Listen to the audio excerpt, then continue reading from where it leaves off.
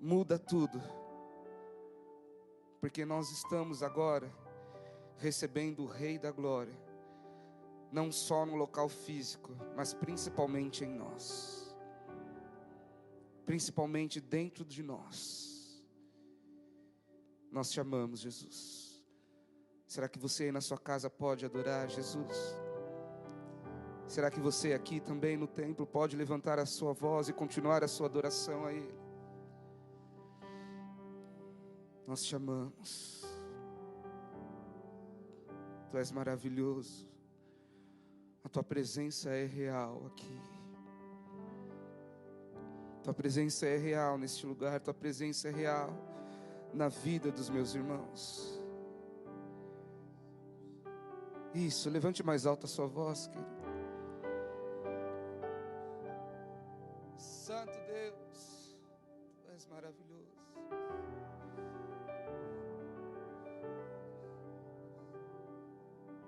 Tu és tudo que nós precisamos. Nós amamos a Tua presença. Nós amamos ser a Tua habitação. Fala conosco, Pai, em nome de Jesus. Amém. Queridos, o que move o coração de Jesus? E eu quero aqui nessa abertura já deixar algumas perguntas a você. Qual era o maior sentido da vida de Jesus? Qual era a motivação maior? Qual era a força que movia, que impulsionava, que empurrava a existência de Jesus? E o Evangelho de João, do começo ao fim, ele nos dá a resposta a essas perguntas. E a resposta, o que move a existência de Jesus, ou o que movia a existência física de Jesus entre os homens, era revelar a glória de Deus. Você talvez, provavelmente, já tenha ouvido falar, e talvez saiba disso, que os capítulos no Evangelho de João, de 11 a 17, são capítulos de soma. São capítulos de consumação, ou seja, são capítulos que são um resumo de finalidade, um resumo de propósito. E qual era essa finalidade? A finalidade de Jesus era revelar a sua prioridade. E a prioridade de Jesus foi o que governou toda a sua vida, governou toda a sua existência, governou o seu ensino e a sua obra depois da sua ressurreição. Eu acredito que era mais ou menos isso que João tinha em mente enquanto escrevia o Evangelho. Embora Jesus tivesse sido governado por mais de 30 anos, talvez, por essa prioridade, ela ficou mais clara, mais notória, depois dos seus 3 anos, onde desenvolveu o seu ministério efetivamente.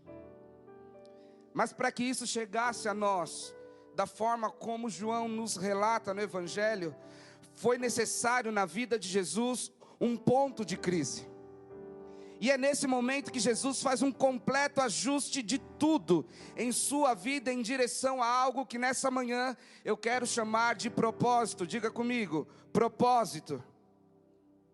O que movia Jesus tinha um propósito, mas acima de tudo Jesus tinha uma prioridade. Diga, prioridade.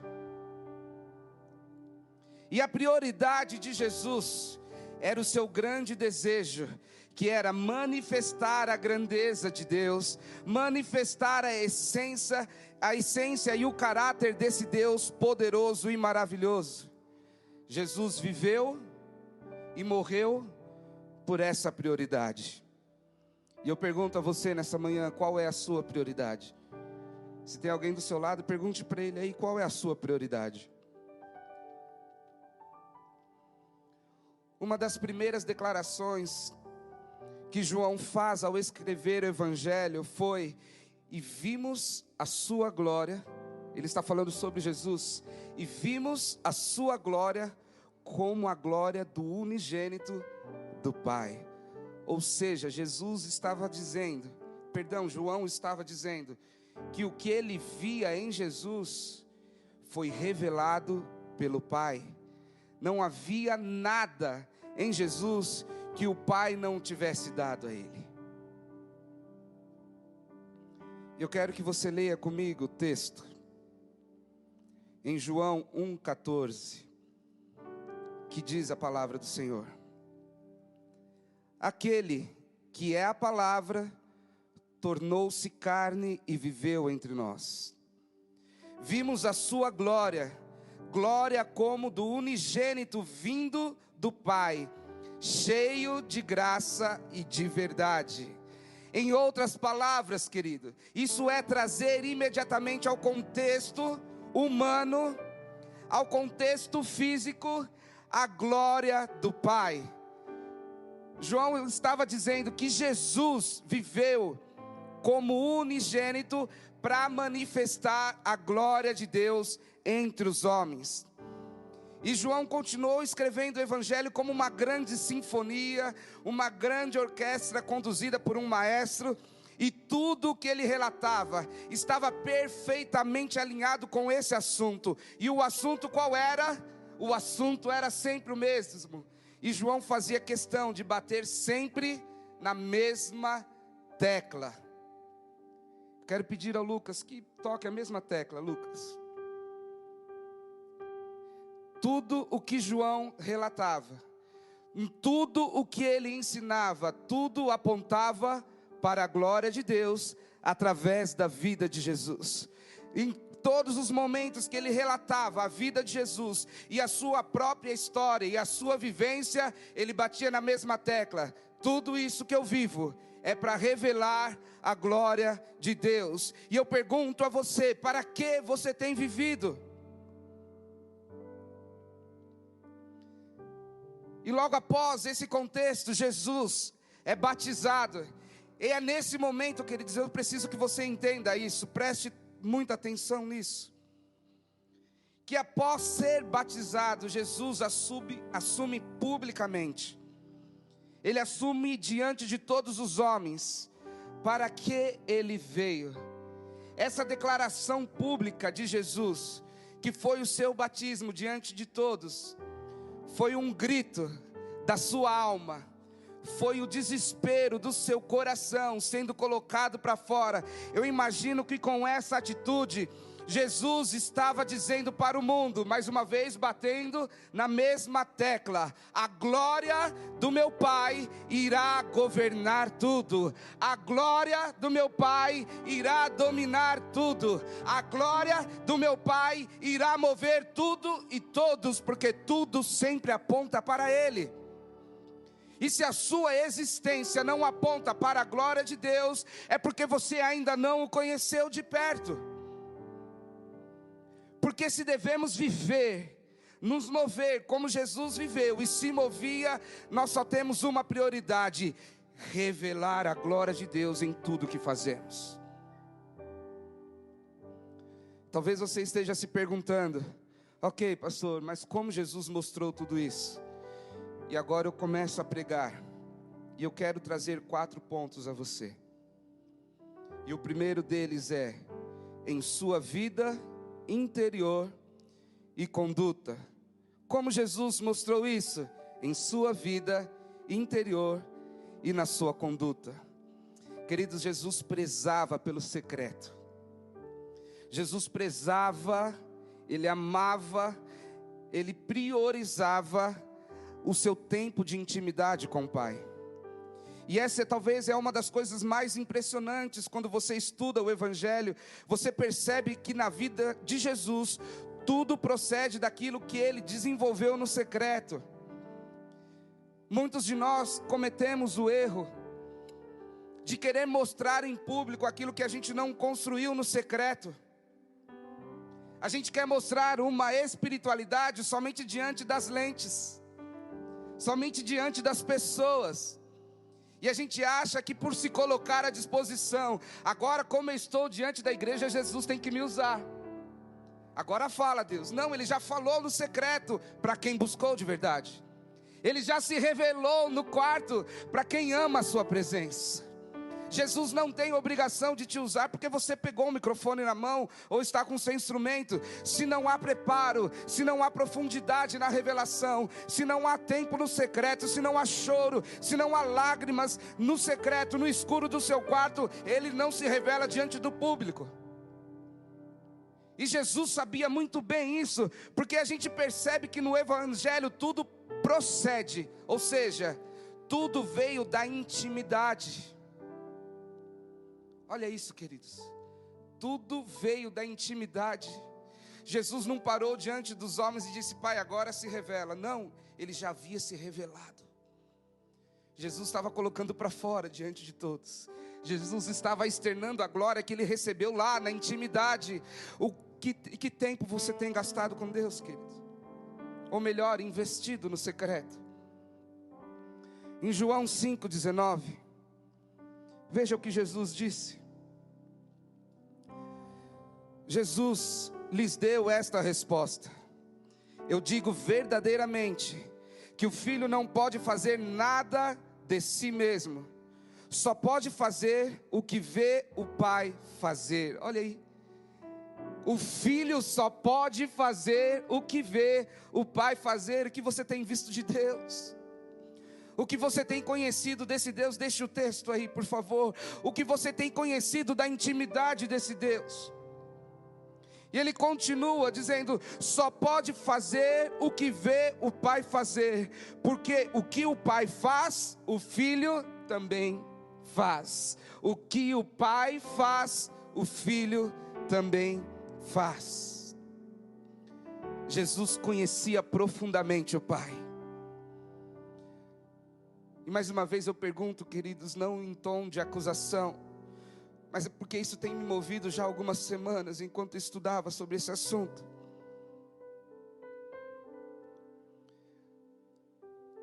O que tem movido a sua existência? É porque você tem visto o Pai fazer? As suas respostas são as respostas que Deus coloca em você?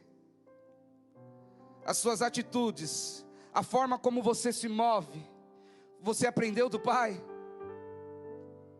Porque senão, queridos, nós estamos vivendo um cristianismo, um evangelho barato, sem graça e sem verdade. Porque o que nós aprendemos, Jesus está dizendo: eu só faço o que vejo o meu Pai fazer. O que você tem visto de Deus, o que você tem conhecido de Deus. E vamos trazer isso para a nossa realidade, no seu dia a dia, nas suas respostas com seu marido, com a sua esposa, com seus filhos, com o seu chefe, com seus amigos. Quando você age, quando você se move, quando você responde, eles dizem: esse verdadeiramente copia o Pai. Ou talvez eles digam: talvez esse daí seja mais um impostor.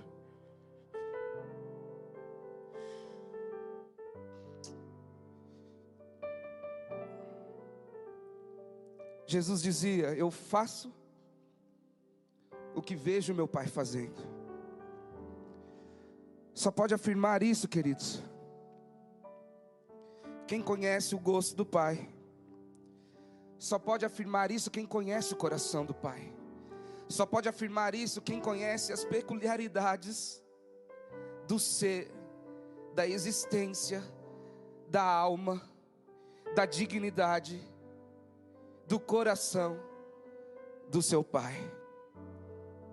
O que você conhece de Deus tem movido a sua existência? Ele está se revelando através de você? Ou nós revelamos mais a nossa carnalidade do que a sua glória?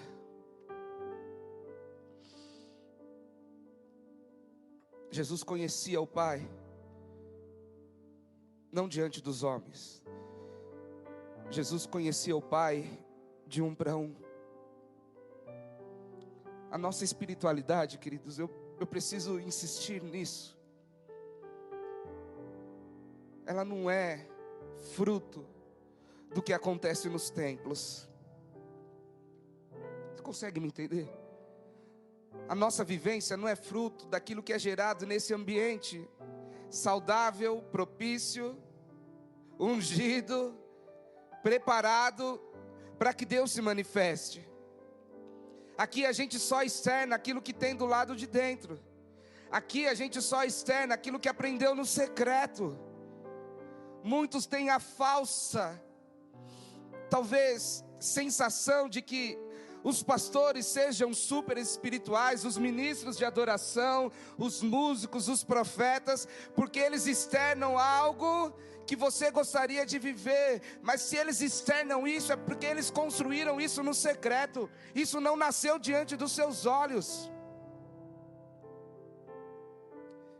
E eu quero com essa palavra encorajar, inspirar você, queridos. E na sua conduta, na conduta de Jesus não era diferente.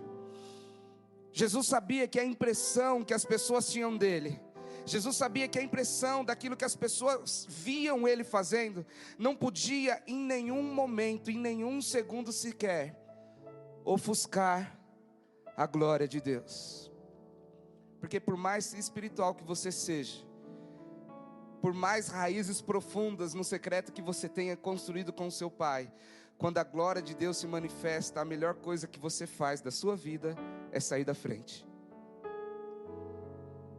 Ele começou a se mover, você pega o seu timinho, fala, agora é com ele.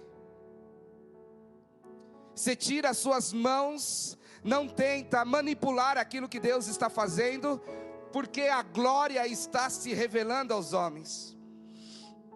Jesus sabia muito bem disso, porque a sua conduta o tempo inteiro era apontar para o que o Pai fazia através dele. Mas quando o Pai começava a fazer, ele, deixa eu tirar a minha mão, porque ainda que ele, Jesus, seja digno de adoração, ele queria apontar para a glória do Pai. Ainda que você seja digno de aplausos, de reconhecimento, a hora que o negócio começa a pegar e Deus começa a agir, sai da frente. Deixa a glória de Deus se manifestar. Deixa a glória de Deus mover tudo e todos. Jesus disse, numa expressão do que movia a sua conduta, em 1 João 2,6. Aquele que afirma que permanece nele, deve andar como ele andou. Quantos aqui afirmam que permanecem no Senhor? Levante a sua mão aí na sua casa, onde você estiver. Você permanece no Senhor? Então ande como ele andou. Veja se os seus passos têm apontado para a glória de Deus. Vê se os seus passos têm manifestado a glória de Deus. Vê se as suas palavras, a sua vida interior e a sua conduta têm apontado para a glória desse Deus. A conduta de Jesus, queridos, sempre revelava a fonte de sua glória. Embora a glória de Deus se manifestasse e habitasse na vida corpórea de Jesus, ele fazia questão de sempre apontar para a glória de Deus. E Jesus era meticuloso nisso, na execução, no seu passo a passo, no seu dia a dia. Ele dizia, o que eu faço é porque eu vi o meu pai fazendo. Dizem que todo filho se parece com o pai. Se tiver um espelho aí perto de você, se olhe agora nele.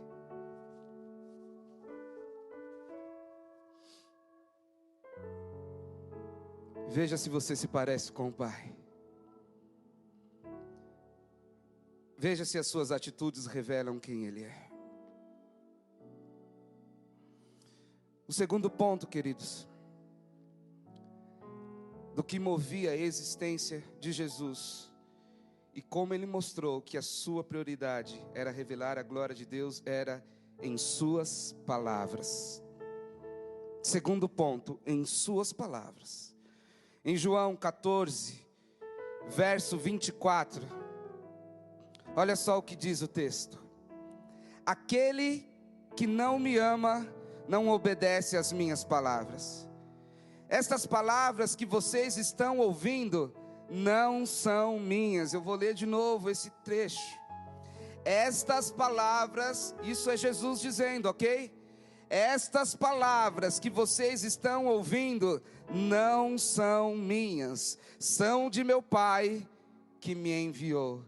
nem nas palavras, onde Jesus tinha a oportunidade de expressar a sua opinião pessoal, de expressar aquilo que ele achava sobre determinado assunto.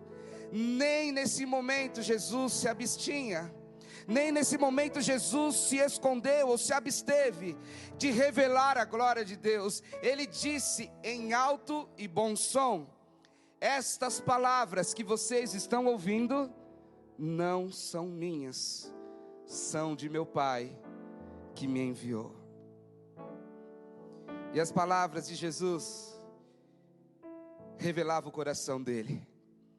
Jesus era doce, amável, Jesus era sincero, Jesus era justo, Jesus era duro nas suas palavras, e Jesus também tinha um senso muito claro de missão, porque ele não iria permitir que nada o removesse da sua prioridade. Olha só o que Jesus disse para Pedro em determinado momento, em determinada situação. Disse para Pedro: arreda-te de mim, Satanás. Com os mercadores do templo, Jesus chegou e virou as mesas, e expulsou todos diante dos homens, e naquela ocasião. Mas Jesus também era doce, ele era amável com os sinceros. Jesus era amável com os arrependidos. Mas se trouxessem um hipócrita diante de Jesus, um fariseu, um gadareno, um herege, um enganador, Jesus mudava rapidamente a sua postura de aprovação para a condenação, porque ele não iria permitir que nada roubasse a glória de Deus. Entenda isso, queridos. Se as suas motivações são pessoais somente, talvez você tenha andado na linha da hipocrisia e mediocridade. Se o que te move são as suas ambições pessoais somente quando o assunto é glória de Deus, você não entendeu qual é o contexto do qual estamos falando. Entenda isso em nome de Jesus. Hipocrisia na religião rouba a glória de Deus. Eu vou repetir isso. Hipocrisia na religião rouba a glória de Deus. Não há nada que eu e você possamos fazer para aumentar a glória de Deus. Se você se calar e não se mover, Ele continua sendo glorioso e grandioso. Se você der tudo que você tem e se mover em plena adoração ao Senhor, Ele vai continuar sendo digno e exaltado. Deus não se move pela sua existência, porque Ele sempre foi Deus. A glória dEle sempre existiu. Jesus não vai permitir que a hipocrisia na religião roube a glória de Deus. Saia da linha da hipocrisia, saia da linha da mediocridade e encontre o seu lugar no secreto, e depois externe para os homens a glória que não é sua, que é de Deus. Quantos estão comigo? Quantos me entendem? O terceiro ponto, Jesus mostrava a sua prioridade em seu tempo. Jesus revelava a glória de Deus que habitava no seu corpo através do seu tempo. Jesus, queridos, ele era exímio administrador do seu tempo. Ele sabia administrar muito bem aquilo que movia a sua existência. Jesus, nós vemos nos evangelhos, Jesus frequentemente rejeitando a opinião dos outros, a sugestão das pessoas sobre aquilo que ele deveria fazer. Ou mais talvez expressamente, quando as pessoas sugeriam em que tempo ele deveria fazer. Porque Jesus tinha muito claro no seu coração qual era o tempo de agir, de falar, de se mover e de manifestar a glória de Deus. Quando as pessoas diziam: Jesus, você deve fazer isso agora, parece que ele demorava mais um pouquinho. Quando a gente mais grita e clama por socorro, parece que é a hora que Jesus mais se cala. Porque não é no nosso tempo. Jesus sabia administrar o tempo tão bem.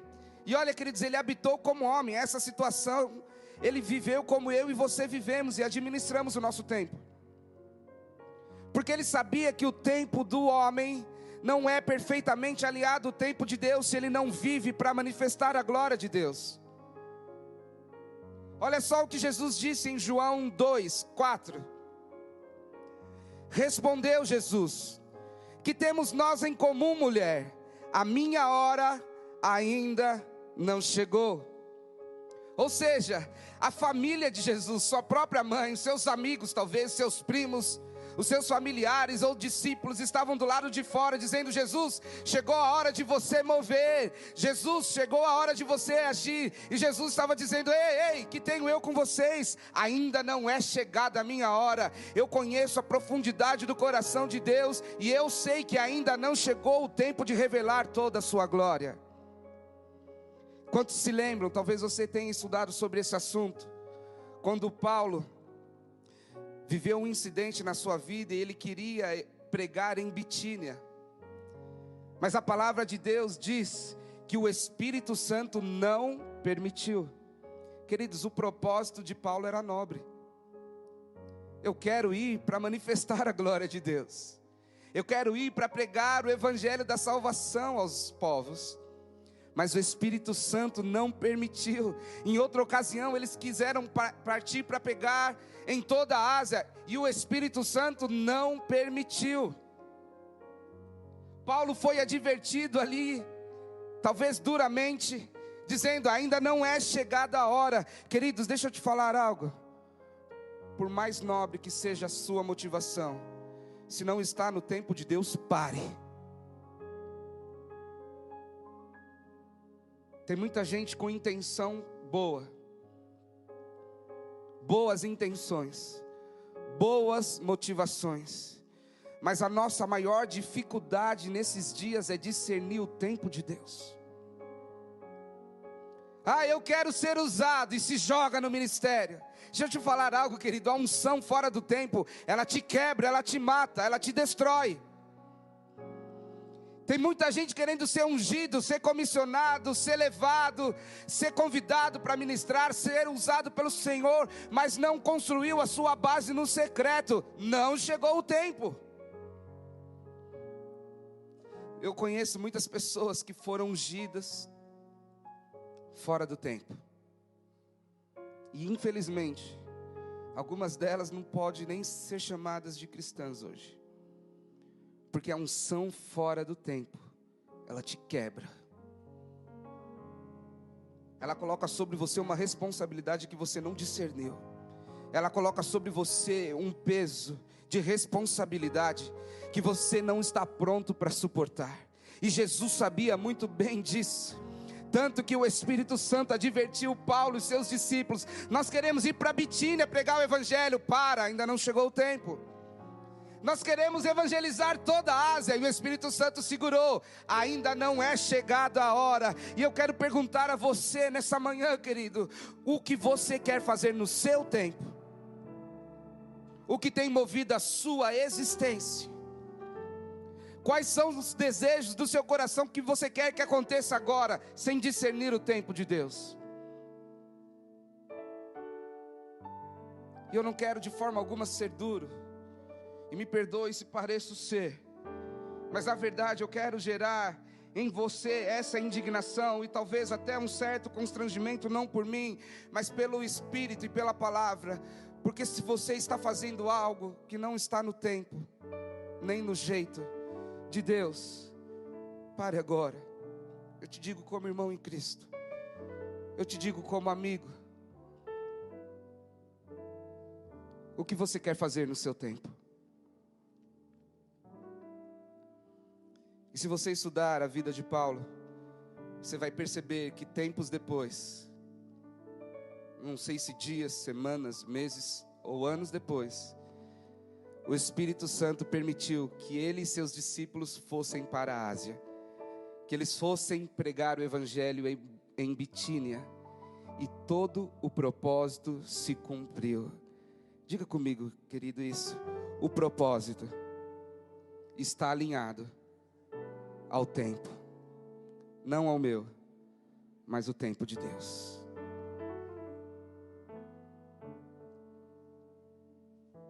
Você só vai viver a plenitude do propósito se você discernir o tempo.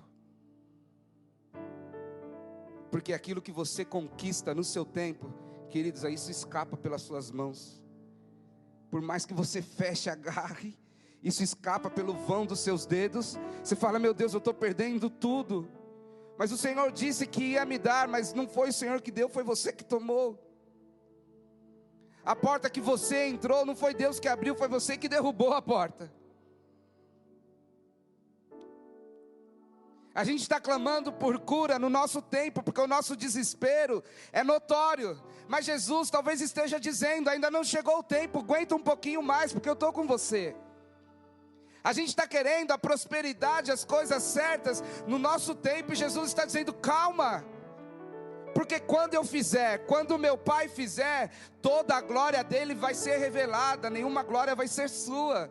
Se acontecer agora, você vai roubar a glória que é de Deus. Então segura a onda um pouquinho, constrói mais no secreto as suas bases, as suas raízes, porque quando eu me manifestar, a glória vai ser só minha. Você está entendendo o que eu quero dizer, queridos? Tudo é mais produtivo quando não se desperdiça tempo. Tudo é mais produtivo quando você não perde tempo com o seu tempo e investe tempo com o tempo de Deus. Ficou confuso isso? Não. Nem lembro o que eu falei agora, mas está gravado. Deus está alinhando o tempo. Deus está fazendo com que tudo traga convergência e alinhamento para o nosso propósito. As crises, as pandemias, os vírus, a escassez, a insegurança talvez, o medo, tudo está sendo perfeitamente alinhado com o tempo de Deus.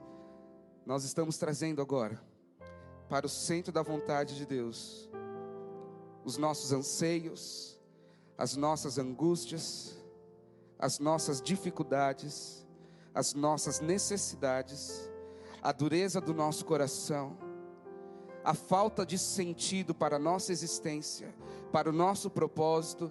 Nós estamos trazendo para a vontade do Senhor agora até os nossos próprios pecados, e Deus está vindo agora porque encontra sinceridade em nós, com o tempo dele, e trazendo alinhamento, trazendo convergência. Tudo que você vive tem que apontar para a glória de Deus. As coisas só fazem sentido se nós vivermos no tempo de Deus. Diga para quem está do seu lado, no seu tempo, tudo vai dar errado. Diga para ele, talvez te dê a falsa sensação que deu certo, mas hora ou outra você vai acabar perdendo, porque não veio de Deus, e o que não vem dele não pode dar glória a ele. Ficou claro? Sim ou não? Solteiros,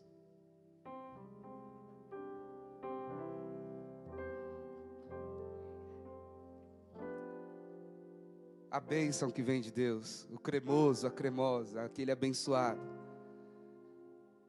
quando ele chegar no tempo de Deus, vai ser perfeito. Tem um hino antigo que fala metade da laranja, não é isso, também não é um hino. Você se lembrou da música, esqueça agora, não sei porque eu falei isso, porque ela não vai dar glória a Deus. Mas se você espera no Senhor, a palavra de Deus diz que o tempo do Senhor, ele é perfeito. Tem uma canção antiga que diz: Jesus, o plano perfeito. Não é antiga, né? É nova. Tudo para mim é antigo, né? Que eu quero falar sobre as músicas, para mim é tudo música de 100 anos atrás. Não é. Ele é o plano perfeito, porque Ele se alinhou ao tempo e ao coração do Pai. E o quarto tópico, o quarto ponto que eu quero falar, onde Jesus mostrava a sua prioridade, que era revelar a glória de Deus, era em seus sentimentos. Diga graças a Deus.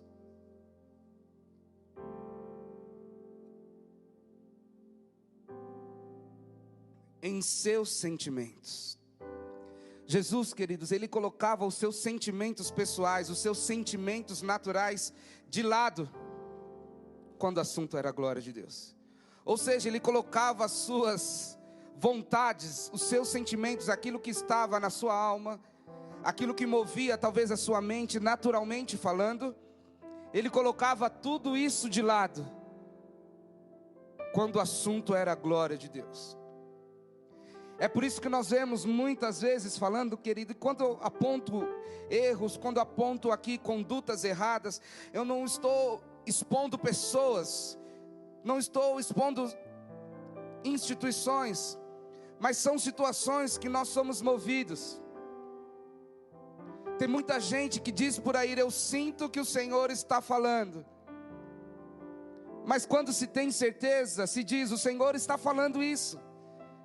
Assim diz o Senhor.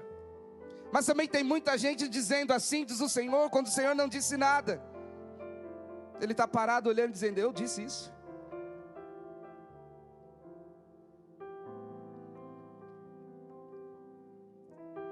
E nós vemos essa conduta na vida de Jesus, como seus sentimentos eram dominados pela sua prioridade, e não o contrário, quando seu amigo íntimo Lázaro morreu. E a Bíblia diz que as irmãs de Lázaro estavam inconsoláveis, muito tristes. No capítulo 11 do Evangelho de João, nós vemos que Jesus sabia muito bem o que aquelas pessoas estavam sentindo, pois Jesus era amigo íntimo da família também. Mas olhe, preste atenção nisso. Quando essas pessoas tentaram persuadir, tentaram mover Jesus e influenciar Jesus na base dos sentimentos, Jesus não se moveu. Porque sentimentalismo não move Jesus. O que move Jesus é propósito. Você pode apelar para o que for, se não há propósito, Jesus não se move. Ele espera o tempo de Deus. Você pode ser o mais sentimental possível, pode passar a noite chorando, Ele te consola, mas não se move. Você pode passar a sua existência: eu acho que Jesus deveria fazer isso agora. Será que Ele não vê o quanto eu sofro? Será que Ele não vê o que está acontecendo? Será que Jesus não está vendo que Lázaro, o amigo dele, está morto? Na base do sentimentalismo. Jesus não é insensível, queridos, mas Ele se move por propósito. Se você sofre, Ele sofre do seu lado, mas Ele não move um dedo enquanto o Pai não fala com Ele. O nosso problema é que a gente sente muito, e a gente adoece pelos nossos sentimentos. Está aí as evidências da depressão, talvez matando muitos, movendo muitos a decisões erradas e contrárias à palavra de Deus por causa de sentimentos. A palavra de Deus diz que o coração do homem muitas vezes é enganoso. Se os nossos sentimentos moverem a nossa existência, nós vamos fracassar, nós vamos nos quebrar, nós vamos morrer, e sem dar toda a glória do Senhor, e sem revelar toda a sua glória. Jesus sabia sobre isso, sabia disso.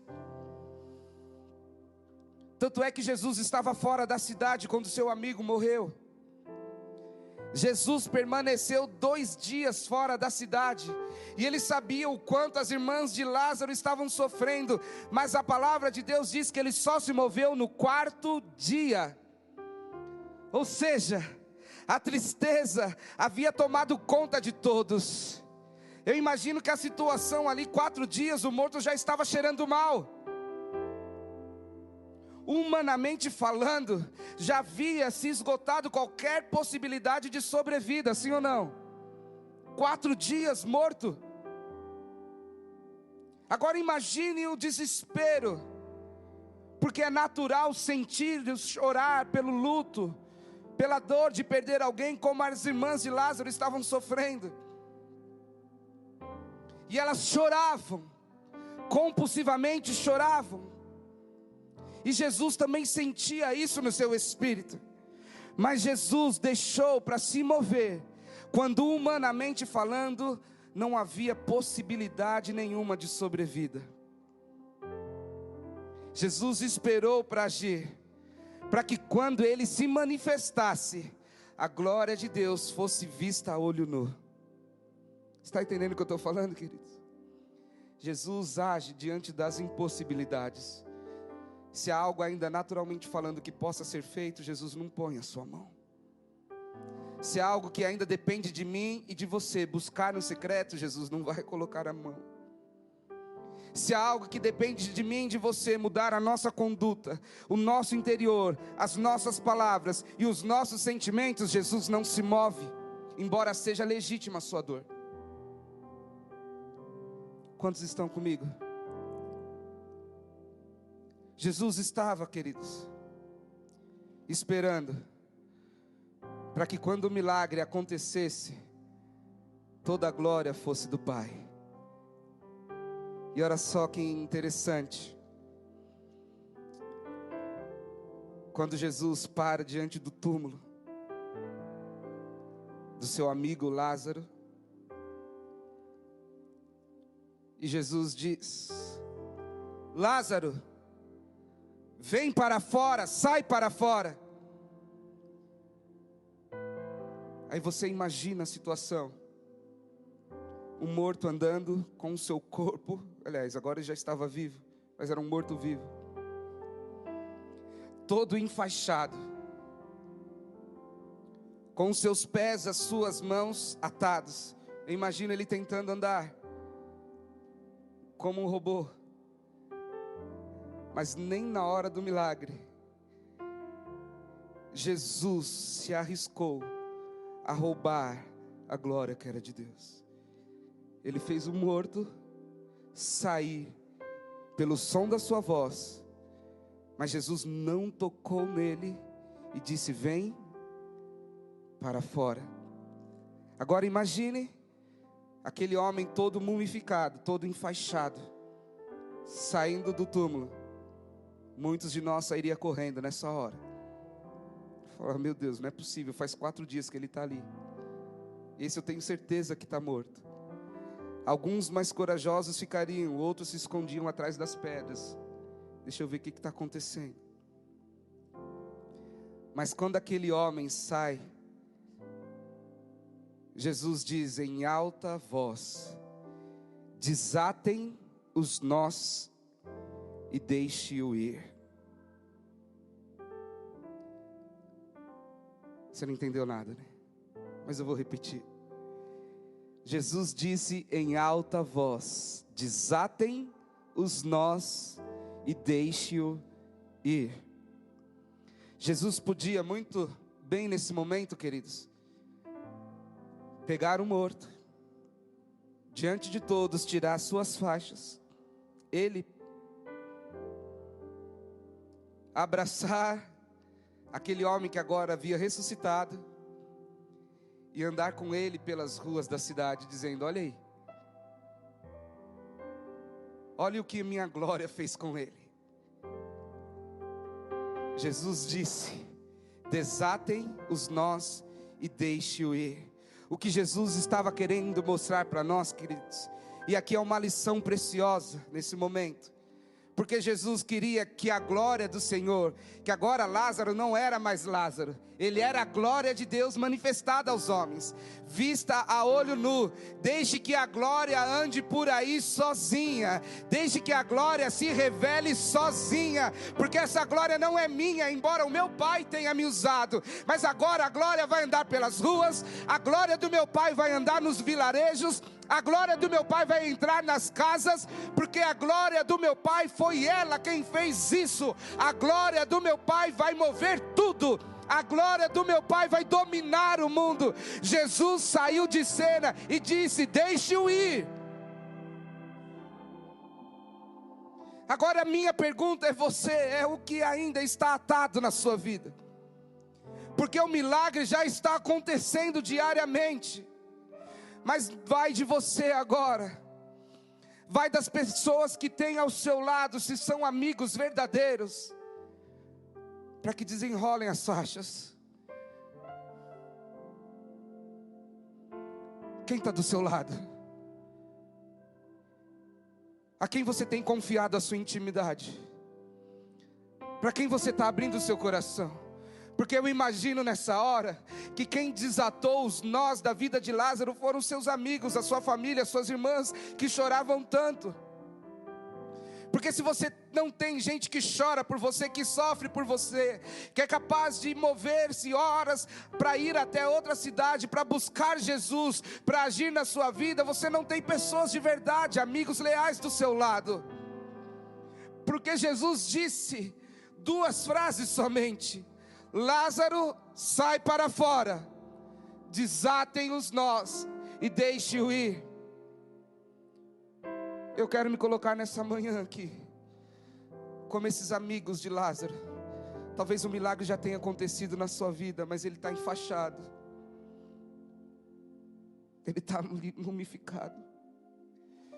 Mas agora, da sua cabeça até a planta dos seus pés, os nós estão sendo desatados. Você que recebe isso, dá glória a Deus, por favor. Ele está tirando tudo aquilo que amarrava a sua existência, porque o que move o coração de Jesus também tem que mover o seu. E eu imagino que as irmãs de Lázaro estão ali chorando, glorificando a Deus, tirando as faixas do seu irmão que antes estava morto, mas agora vivia. E na ordem de Jesus, talvez não tiveram nem tempo para abraçar. Jesus disse: deixe-o ir. Deixa eu te falar algo, queridos.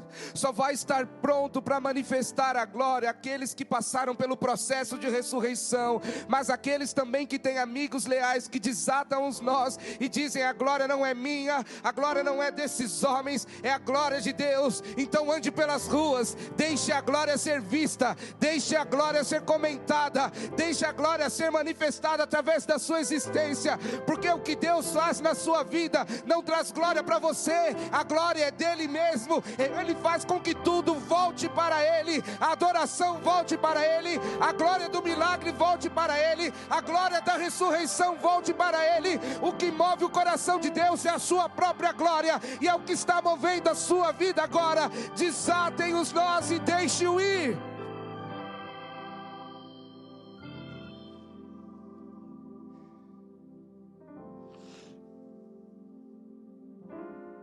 Não deixe que os seus sentimentos falem mais alto do que a vontade do Pai. Não deixe. Fala: Senhor, eu estou sentindo muitas coisas que eu não sei nem explicar. Não se mova por elas, espere. Se o Senhor parar, pare também. Se Ele se mover, você já está atrasado, corre atrás. Mas não se mova pelos seus sentimentos. Se mova por aquilo que move o coração de Jesus, que é revelar a glória de Deus. Para a mulher adúltera, quando ela pecou, qual foi a frase de Jesus? Vá e não peques mais. Vá. Eu não vou, mas a glória de Deus está indo com você. E a glória era tão forte que a gente ouve falar dessa história até hoje. O que te move, querido? O que te move, igreja do Senhor? O que move você, igreja apostólica Resgate? Os seus sentimentos, as suas ambições pessoais, ou revelar a glória de Deus? Eu quero caminhar aqui para a conclusão desse período de palavra. Na oração sacerdotal, Jesus começa pedindo que Deus o glorificasse, para que ele, Jesus, pudesse glorificar o Pai diante dos homens. Está entendendo o caminho? Pai, glorifica o teu nome em mim, para que eu possa glorificar o teu nome diante dos homens. Está entendendo isso? Revela toda a tua glória em mim, para que eu possa glorificar o teu nome diante dos homens, para que esses homens, quando verem a tua glória em mim, possam glorificar ao Pai diante de outros homens, e assim sucessivamente. E essa foi uma oração. Conversava com os pastores e líderes nessa semana sobre esse assunto, que essa foi uma oração extremamente pedagógica, porque Jesus ora na frente dos seus discípulos, e o que ele queria na verdade era mostrar a relação de filho com o Pai. Uma oração especialmente dramática, mas também crucial na vida dos discípulos, porque os discípulos não sabiam como se achegar a Deus, e Jesus se colocou ali naquele momento diante deles como o caminho, dizendo: a glória que vocês veem em mim, busque do Pai, porque quando Ele se revela a mim, eu transmito a você, Ele é glorificado, você transmite a outros, Ele é glorificado, e assim todos seremos cheios. Jesus quer que nós vejamos a glória de Deus manifestada nele, porque Ele quer transmitir essa glória a nós. Quantos desejam a glória de Deus? Levante a sua mão, você que deseja a glória de Deus de fato, de verdade. Então veja essa glória sendo manifestada na vida de Jesus, porque quando você ver a glória do Pai se revelando em Jesus, você também está pronto para receber essa glória. Dá glória a Deus aí, pelo amor de Deus. A glória de Deus se manifesta através de Jesus. Você vê isso, glorifica o Pai, então você está pronto para também receber essa glória de Deus. E, queridos, qual foi a glória de Jesus? A glória de Jesus foi revelar o Pai ao mundo. E qual foi a glória do Pai? Revelar Jesus, a salvação aos povos. E quanto a nós, qual é a nossa glória? Pergunte para quem está do seu lado: qual é a nossa glória? E a resposta é revelar a glória de ambos, de Deus Pai, de Deus o Filho, e expressar toda a sua vontade através da nossa vida. A missão de Jesus é a nossa missão. Bata no seu peito aí e diga: a missão de Jesus é a minha missão. O que move o coração de Jesus é o que move a minha existência: ser cheio da glória de Deus. Mas nós só seremos cheios à medida da nossa fome e da nossa sede. E a nossa fome e a nossa sede se revela no secreto, na intimidade. Quantos querem revelar a glória de Deus? Eu aconselho você, querido, a estudar todo o Evangelho de João. Se conseguir hoje ou durante a sua semana, para que você entenda que do início ao fim do Evangelho, João estava todo o tempo apontando: a glória é de Deus e não de homens. A glória é de Deus e não de homens. O que move a existência de Jesus é a glória de Deus, e é isso que deve mover a sua vida. Hoje, mais do que tudo, nós devemos desejar a glória de Deus. Eu quero chamar os músicos aqui.